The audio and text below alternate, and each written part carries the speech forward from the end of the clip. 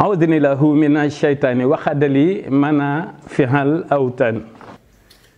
Au nom de Dieu, le tout miséricordieux, le très miséricordieux.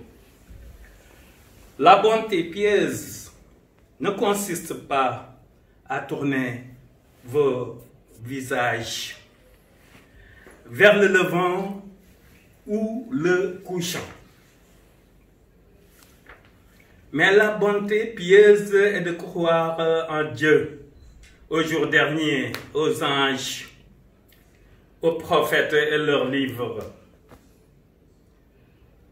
Elle consiste aussi à partager ses biens, quelqu'un l'attachement avec les proches, les orphelins, les nécessiteux, les voyageurs indigents et avec les demandeurs d'assistance et surtout accomplir la salat et s'acquitter la zakat, ce qui respecte ces préceptes lorsqu'ils se sont engagés, ceux qui sont endurants pendant les périodes difficiles, ceux qui sont stoïques face à la maladie et durant les combats atroces.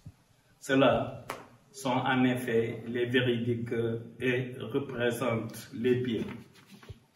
Oh les êtres humains, craignez votre Seigneur qui vous a créé d'un seul être et a créé de celui-ci son épouse. Il veut dire à nos ancêtres, Adam et son épouse.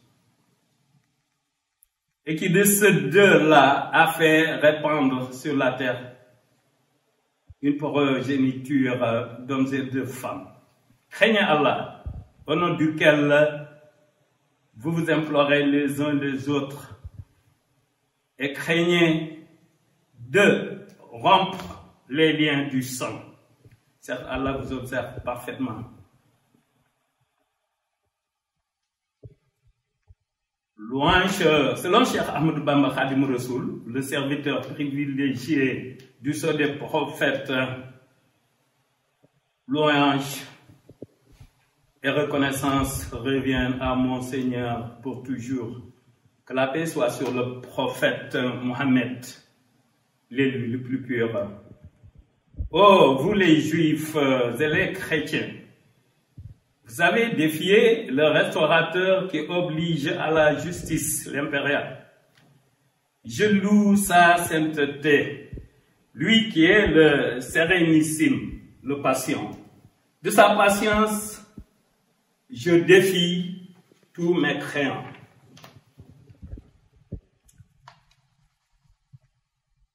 Nous vous avons transmis par des prophètes la Torah, l'Évangile et le Coran, pour vous honorer et vous magnifier. Vous êtes dans la perdition si vous ne savez pas suivre les recommandations de celui qui magnifie les peuples. Ces écritures saintes, la Torah, l'Évangile et le Coran, vous ont rapporté par Moïse, Jésus et le prophète Mohammed, qui est le sceau des prophètes, qui est notre sauveur ici-bas et dans l'au-delà. Espérer le paradis sans suivre Dieu par la tradition de l'effaceur des péchés, Sayyidina Muhammad, est un égarement évident.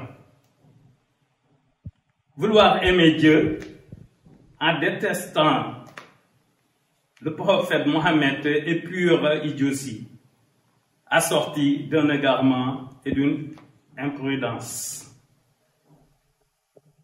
Sachez que l'amour de Dieu ne s'obtient qu'en suivant l'élu le plus pur, Mustafa, la porte du bien.